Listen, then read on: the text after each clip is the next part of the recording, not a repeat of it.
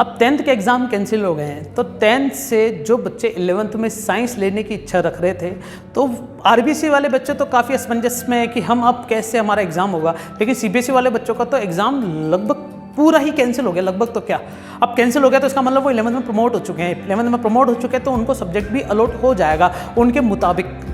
अब जो बच्चे नीट एस्पिरेंट बनने जा रहे हैं, जो बच्चे फ्यूचर आईआईटियंस बनने जा रहे हैं, उन बच्चों के लिए खास मैं आपके सामने कहानी रखूंगा। बच्चों, इस कहानी को ध्यान से सुनिएगा। बड़ी सिंपल सी कहानी में आपको एक चीज़ बताता हूँ। एक राजा हुआ करता था, मतलब एक देश था, जगह थी जहाँ पर एक राजा हुआ करता था। और राजा के 5 साल कंप्लीट होने के बाद वहाँ की प्रजा क्या करती थी, राजा को अच्छे कपड़े पहनाकर, हाथी घोड़े पर लाद कर, बहुत सारे सामान देकर जंगल में छोड़ देती थी।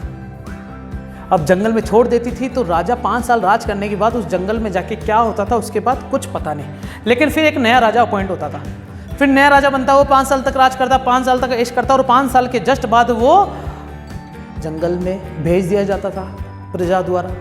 समझ में आ रही चीज? अब एक्चुअली में क्या हुआ कि एक चतुर राजा था। चतुर राजा या परिश्रमी मान लो या हार्ड वर्किंग मान लो, कि उस राजा ने इस जो 5 साल बाद गांव वाले या वो शहर वाले या वो जो प्रजा थी वो जंगल में भेज देती थी, तो जंगल में जाने के बाद उन राजा का हाल क्या होता था वो तय करने वो गया। राजा तो वो बन चुका था, तो वो चेक करने के लिए वो जंगल में गया। जंगल में जब जाके उसने देखा तो सभी राजाओं की जो हड्डियां हैं, उनकी डेड बॉडीज वो वहाँ पर पड़ी थी। इससे उसने अनुमान लगाया कि राजा 5 साल तक राज तो कर रहा, लेकिन राज करने के बाद वो जंगल में भेज दिया जाता है, और जंगल में भेज देने के बाद क्या हुआ कि उनकी मृत्यु हो जाती है, क्योंकि वहाँ पर जंगली जानवर इतने थे खाने पीने वाले, और ये मान के चलो कि वहाँ पर कोई संसाधन की मतलब कमी ही थी, संसाधन थे ही नहीं। हालांकि राजा के साथ काफ़ी सारे संसाधनों को भेजा जाता था, हाथी घोड़े, ये मान के चलो कि जंगली जानवरों के लिए भी खाना भेज दिया जाता था, लेकिन राजा वहाँ पर सर्वाइव नहीं कर पाता था। ठीक है, तो राजा ने 5 साल के अपने जो शासनकाल है उसके अंदर एक दिमाग लगाया। उसने सोचा कि अगर मैं जहाँ मुझे 5 साल बाद भेजा जाएगा उस जगह को मैं अगर रिनोवेट कर दूँ, उस जगह को मैं ऐसी जगह बना दूँ जहाँ पर जीवन संभव हो, तो मुझे अगर 5 साल बाद वहाँ भेजा भी जाए तो मैं खुशी खुशी जाऊँगा, मैं रोते हुए नहीं जाऊँगा। तो राजा ने उसी समय काम स्टार्ट कर दिया अपना। राजा चाहता तो वो अपने शासनकाल में अय्याशा कर सकता था, बाकी राजाओं जैसे ऐश कर सकता था, आराम कर सकता था, जैसे राजा रहते हैं उसी तरीके से रह सकता था। जिन राजाओं का जैसा हाल हुआ वो हाल उसका भी हो सकता था, लेकिन नहीं, उसने अपना सारा टाइम, पैसा और सारे एसेट्स का क्या करा, इन्वेस्टमेंट कर दिया। उसने उस जगह को, उस जंगल को एक दूसरी जगह में बदलना प्रारंभ कर दिया। सबसे पहले तो उसने क्या करा, जंगल के जितने भी जंगली पेड़ पौधे थे उन सबको कटवाकर एक बिल्कुल खेत तैयार करवाए। फिर बाद में वहाँ पर जंगली जानवरों को, जो एक तरीके से नरभक्षी होते थे, खा के मतलब मार के खा जाते थे, उन सबको वहाँ से हटवाया। फिर बाद में उस जगह को रिनोवेट करके वहाँ पर खेती बाड़ी स्टार्ट करी, जहाँ पर लोगों का आवागमन स्टार्ट हो गया और लोग वहाँ पर रहने लगे। फिर धीरे धीरे कॉम्प्लेक्स, धीरे धीरे बिल्डिंग, धीरे धीरे काफ़ी सारे संसाधन वहाँ पर अवेलेबल होने लग गए। और 5 साल कंप्लीट होने के बाद जब राजा को राजा की उपाधि से हटाकर जंगल में भेजने का समय आया था, तो राजा को वही नए कपड़े लादकर राज्य वाले उसको हाथी घोड़े पर बिठाकर और उस जंगल की तरफ भेजने का प्रयास करते हैं या तैयारी करने में लग जाते हैं। तो राजा खुशी खुशी हंसते हुए वहाँ पर जाता है। तो उससे प्रजा पूछती है कि इतने सारे राजा जो भी थे वो सब रोते हुए यहाँ से निकले 5 साल बाद, लेकिन आप सिर्फ हंसते हुए निकल रहे हो, तो ऐसा क्या है?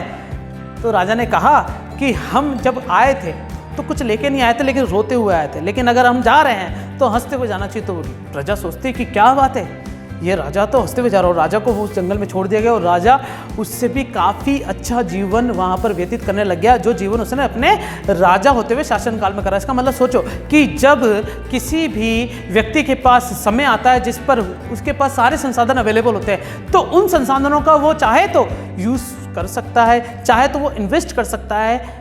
मैं यही बात वापस लेके आता हूँ स्टूडेंट्स पे। स्टूडेंट्स के बाद स्टूडेंट लाइफ में काफ़ी सारा सपोर्ट रहता है, फैमिली का भी सपोर्ट रहता है, फाइनेंशियली सपोर्ट रहता है। नीट एस्पिरेंट और IIT JEE जो भी प्रिपरेशन कर रहे हैं बच्चों, उनके लिए फाइनेंशियली प्लस मेंटली काफ़ी सारा सपोर्ट रहता है, लेकिन उस सपोर्ट को सभी बच्चे यूज़ कर पाए ऐसा ज़रूरी नहीं है। अगर यूज़ करते हैं तो वो अपना समय सारा इतना देते हैं कि फ्यूचर में वो अपना सारा इन्वेस्टमेंट फ्यूचर की तरफ लगा देते हैं, अपनी पढ़ाई को इतना कंटिन्यूटी रखते हैं कि वो उस फ्यूचर को अपने तरीके से जी सकते हैं। तो मैं 10 से 11 मूविंग स्टूडेंट के लिए कहानी बताने जा रहा था। मोरल ये है कि अगर आज से ही आप स्टार्ट करते हैं तो आपके लिए ही ये कहानी है बच्चों कि आप ही अपना फ्यूचर लिख सकते हैं। अगर आपने ठान लिया कि आपको डॉक्टर बनना, अगर आपने ठान लिया कि आपको फ्यूचर IITian बनना है, तो आपको अभी से ही स्टार्ट करना पड़ेगा। आपको धीरे धीरे अपने टाइम को इन्वेस्ट करना पड़ेगा। मैं बता देता हूँ कि दुनिया में पैसा इन्वेस्टमेंट के लिए नहीं है, दुनिया में टाइम इन्वेस्टमेंट के लिए। आपने अपना समय सही जगह दिया है या नहीं, ये मैटर करता है, तो ही आपका फ्यूचर सिक्योर रहता है, नहीं तो आप रोते रह जाएंगे। मान लो कि आप नीट का एग्ज़ाम दे रहे हैं, मैं ये नहीं कह रहा कि हमारे साथ जुड़ने से आपका नीट क्लियर हो जाएगा या IIT JEE क्लियर हो जाएगा, या मैं ये भी नहीं कह रहा कि आप सेल्फ स्टडी करोगे तो आपका हो ही जाएगा।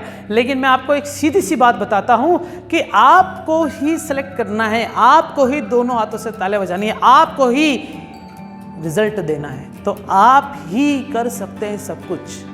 नीट और JEE को क्लियर करना सब आपके हाथ में, अभी से स्टार्ट कर सकते हैं। कोरोना गाइडलाइन के अनुसार जो आपके एग्ज़ाम कैंसिल हुए हैं, उस एग्ज़ाम के कैंसिलेशन के बाद आपके जो मेंटल एबिलिटी या मेंटल फोबिया जो बैठ गया कि अब पढ़ाई करें या नहीं, तो ऐसे दिमाग में चीज़ लानी ही नहीं चाहिए। आपको पता है एजुकेशन कभी ख़त्म नहीं होगा। Education is the most powerful weapon in the world. आप अगर एजुकेशन से जुड़े हुए हैं तो आप एक बहुत ही बड़ा हथियार लेके बैठे हुए हैं अपने पास। इसलिए आप कर सकते हैं, आप ही कर सकते हैं और आपको ही करना होगा। जुड़ जाइए हमारे e learning platform 10th to 11th moving student के लिए। एक है द्रोणा शेपर्स प्रोग्राम और एक द्रोणा सेवर्स। शेपर्स मीन्स जो फ्यूचर IITs में जाने जा रहे हैं, फ्यूचर IITian बनने जा रहे हैं, और द्रोणा सेवर्स जो मेडिकल लाइन्स में जाना जा रहे हैं, नीट को क्लियर करना, नीट को एक सपना मान चुके हैं या प्री मेडिकल अपने आप को डॉक्टर देखना चाह रहे हैं, फ्यूचर डॉक्टर बनने जा रहे हैं, उन सब के लिए ये बैच रेडी है। क्लासेस स्टार्ट हो चुकी है बच्चों, अभी भी देरी नहीं हुई है। आप प्लानर जाके चेक कर सकते हैं। यूट्यूब पे भी हमारे ब्रेन ट्रेन नीट JEE पर जाकर आप अपनी सारी जानकारी प्राप्त कर सकते हैं। आज के लिए इतना ही। हेलो, दिस इज जय Kishan Khorwal, director and founder of Drona education Ajmer.